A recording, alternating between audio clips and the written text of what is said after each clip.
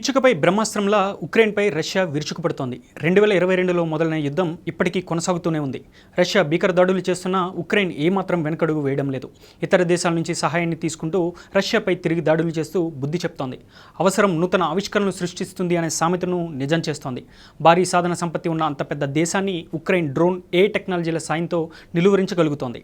యుద్ధ రంగంలో తన సైనికుల ప్రాణాలు పోకుండా కాపాడుకోవడానికి ఆటోమేటెడ్ ఆర్మీతో సాయశక్తులా పోరాడుతోంది.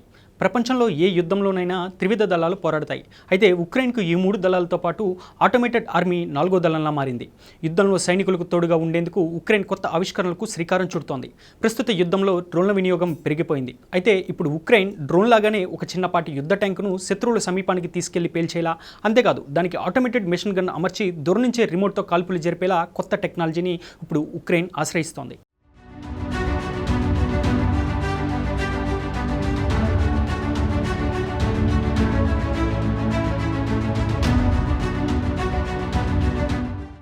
ఉక్రెయిన్కు చెందిన వీరి అనే డ్రోన్ కంపెనీ ఒడిస్సే పేరుతో కారులా ఉండే ప్రోటోటైప్ అన్మాన్డ్ గ్రౌండ్ వెహికల్ను రూపొందించింది.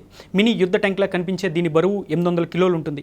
దీని బ్యాటరీని ఒక్కసారి ఛార్జ్ చేస్తే 30 కిలోమీటర్ల వరకు వెళ్తుంది. కీవ్ శివార్లలోని వ్యవసాయ క్షేత్రాల్లో వీరి కంపెనీ సీఈఓ దీన్ని స్వయంగా పరీక్షించారు.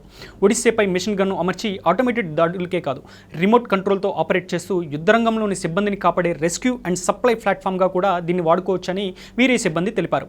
అయితే దీని నిర్మాణానికి కేవలం $35,000 మాత్రమే ఖర్చు అయినట్టు వీరి కంపెనీ వెల్లడించింది. అయితే ఇది ఇండియన్ కరెన్సీలో దాదాపు 30 లక్షల రూపాయలు మాత్రమే. ఇక వీరి కంపెనీ తరహాలో ఆ దేశంలో ఆటోమేటెడ్ ఆయుధాలను తయారు చేసే స్టార్టప్లు 250కి పైగా ఉన్నాయి. ఉక్రెయిన్ వ్యాప్తంగా అవి రహస్యంగా ఆటోమేటెడ్ ఆయుధాలను, రష్యన్లపై పోరాడే రోబో ఆర్మీని తయారు చేస్తున్నాయి.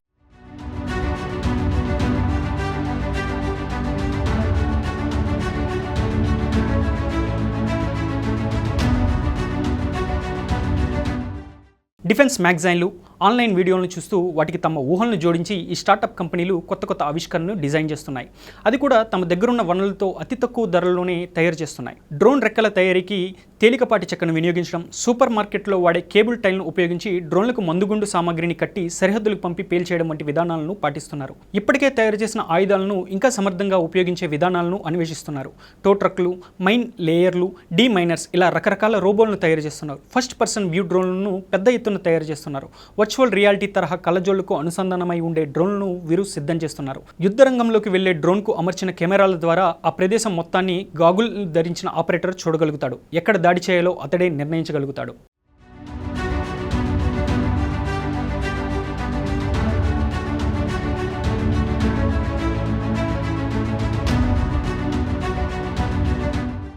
ఇక డేవ్ డ్రాయిడ్ అనే మరో కంపెనీ కదిలే లక్ష్యాలను గుర్తించి గురిపెట్టి కాల్పులు జరిపే ఏఐ ఆధారిత ఆటోమేటెడ్ గన్ను తయారు చేసింది.